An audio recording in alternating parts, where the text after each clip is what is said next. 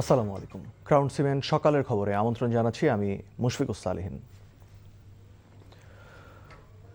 বকেয়া বেতন ভাতার দাবিতে সাভারে ঢাকা রপ্তানি প্রক্রিয়াকরণ অঞ্চলের সামনে অবস্থান নিয়েছেন 4টি পোশাক কারখানার কয়েক হাজার শ্রমিক। সকাল থেকেই ডিইপিজেডের প্রধান ফটকের সামনে অবস্থান নেন actor sporting limited, south China limited, Goldtex garments limited, Goldtex textile নামের 4টি পোশাক কারখানার শ্রমিকরা। তাদের অভিযোগ, ডিইপিজেডে বিনিয়োগকারী 4টি প্রতিষ্ঠান সুনির্দিষ্ট কোনো কারণ না দেখিয়ে হঠাৎই কারখানা বন্ধ ঘোষণা করায় বেকার হয়ে পড়েছেন এসব কারখানার প্রায় 3,000 শ্রমিক। কারখানা বন্ধের 15 দিনের মাথায় বেতন ভাতা পরিশোধের নিয়ম থাকলেও বাংলাদেশ রপ্তানি প্রক্রিয়াকরণ অঞ্চল কর্তৃপক্ষ বেবজার গাফিলতির কারণে কারখানা বন্ধের দীর্ঘ 8 মাসেও বকেয়া বেতন ভাতা বুঝে পাননি শ্রমিকরা। দর্শক, যেমনটা বলছিলাম যে বকেয়া বেতন ভাতার দাবিতে সাভারে ঢাকা রপ্তানি প্রক্রিয়াকরণ অঞ্চলের সামনে অবস্থান নিয়েছে 4টি পোশাক কারখানার শ্রমিকরা। এই মুহূর্তে সেখানে আছেন আমাদের স্পেশাল করেসপন্ডেন্ট জাহিদুর রহমান, সেখান থেকে সরাসরি যুক্ত হচ্ছেন তিনি। জাহিদ, এই মুহূর্তে সেখানকার পরিস্থিতি কেমন দেখছেন এবং কারখানা কর্তৃপক্ষ আন্দোলনকারী শ্রমিকরা কি বলছেন?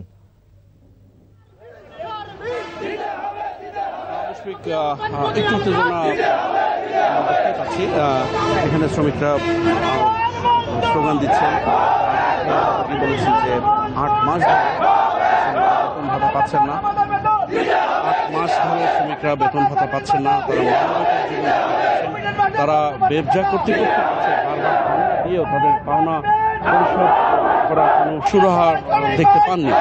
এখানে আমি বলে রাখি যে অ্যাক্টর স্পোর্টিং, সাউথ চায়না, গোল্ডটেক্স এবং গোল্ডটেক্স টেক্সটাইল নামের যে 4টি বিনিয়োগকারী প্রতিষ্ঠান ছিল, বিনিয়োগকারী প্রতিষ্ঠানগুলো 8 মাস আগে একটা নোটিশে রাতারাতি বন্ধ করে দেয় এবং নিয়ম অনুযায়ী 15 কার্যদিবসের মধ্যে এই শ্রমিকদের সমস্ত বকেয়া পাওনা পরিশোধ করার কথা ছিল। কিন্তু শ্রমিকরা গত 8 মাস নানা দপ্তরে ধর্ণা দিয়েও তাদের পাওনাগুলো পান। এদের মধ্যে অনেক শ্রমিক আছেন যারা এখনো কোনো চাকরি পাননি, বেকার। তাদের পরিবার পরিজন নিয়ে তারা দুর্বিষহ জীবনযাপন করছেন। তারা বলছেন যে অন্তত ঈদের আগে হলেও প্রধানের হস্তক্ষেপে যদি তাদের দিকে তাকানো হয়, অন্তত তারা একটু বাঁচতে পারবেন। তো মুশফিক সকাল থেকে আন্দোলন করছেন এবং আন্দোলন ঘিরে একটা আমরা নিরাপত্তা ব্যবস্থা দেখতে পাচ্ছি এই পিজেডের সামনে। সব মিলিয়ে উত্তেজনাময় রয়ে গেছে। মুশফিক, জানছিলাম সাভারের ডিইপিজেড এলাকায় শ্রমিক অসন্তোষের খবর। নানা ক্ষেত্রে ব্যয় সাশ্রয়ী নীতি সরকারের ইতিবাচক ভাবমর্যাদা তৈরি করছে।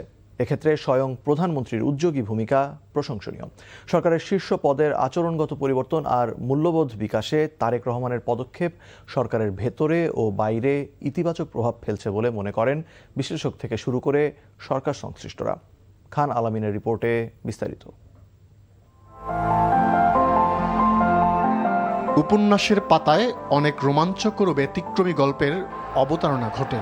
বাংলাদেশের মতো তৃতীয় বিশ্বের দেশগুলোতে সেই গল্পগুলো কেবল উপন্যাসের পাতায় রয়ে যায়।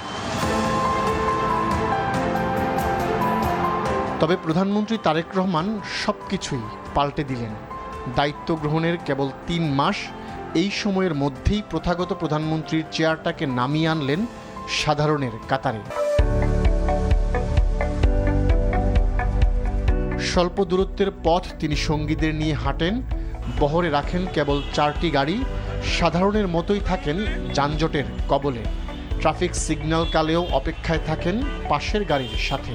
থাকে না নিরাপত্তার কড়াকড়ি, আইনশৃঙ্খলা বাহিনী কিংবা এসএসএফ সদস্যদের বাড়াবাড়ি।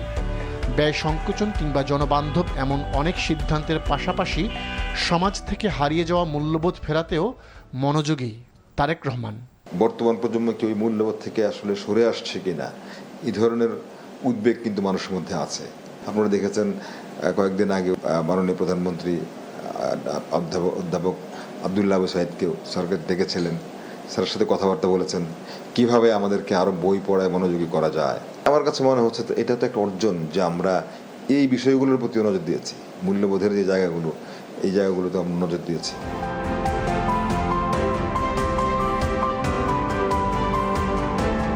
প্রধানমন্ত্রীর পদে থেকে আচরণগত নানা পরিবর্তন এবং তারেক রহমানের সীমিত জীবনযাপন সব স্তরের মানুষকে প্রভাবিত করছে বলে মনে করেন বিশ্লেষকরা। পাশাপাশি ব্যয় সাশ্রয়ী নীতি বিদ্যমান আর্থিক সংকটে নির্ভরতা তৈরি করছে বলে মত তাদের। পরিবর্তনগুলো কিন্তু উনি নিজেই প্র্যাকটিস করছেন।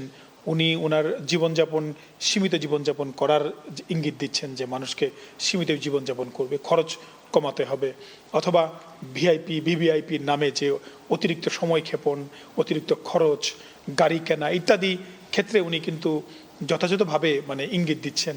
তো এটা কিন্তু বাংলাদেশের একটা বড় চাওয়া, কারণ এটি দ্বারা যদি বাংলাদেশের প্রত্যেকটি কর্মচারী কর্মকর্তা যদি আপনার উৎসাহিত হয় এবং তারা যদি কাজ করেন, তাহলে এটি কিন্তু আপনি যদি মেজারমেন্ট করেন, এটা একটা বড় পরিবর্তন।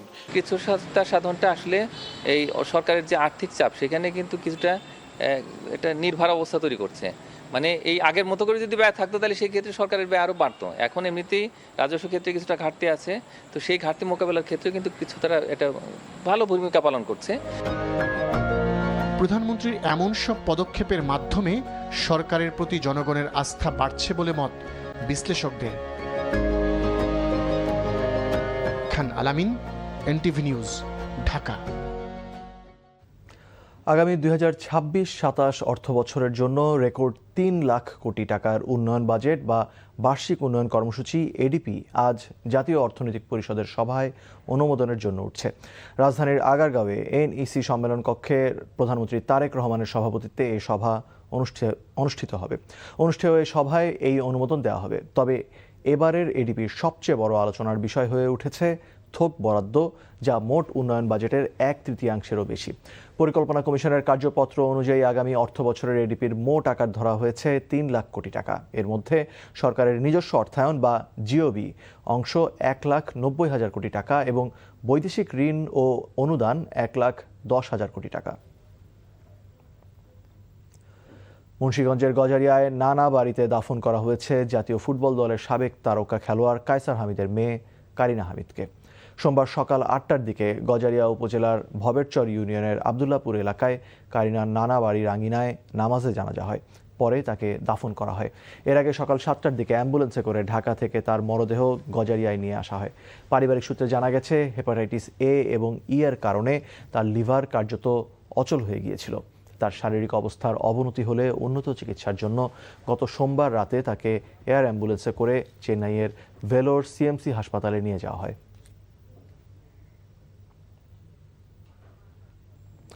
সকালের খবর এটুকুই। এই খবরের ভিডিও সহ আপডেট জানতে ভিজিট করুন এনটিভি অনলাইন www.ntvbd.com। এছাড়াও এনটিভির জনপ্রিয় সব অনুষ্ঠান ও খবরের আপডেট জানতে ভিজিট করুন আমাদের ইউটিউব ও ভেরিফাইড ফেসবুক পেজ। 12টায় মধ্যাহ্নের খবর দেখার আমন্ত্রণ রইল। ধন্যবাদ সবাইকে।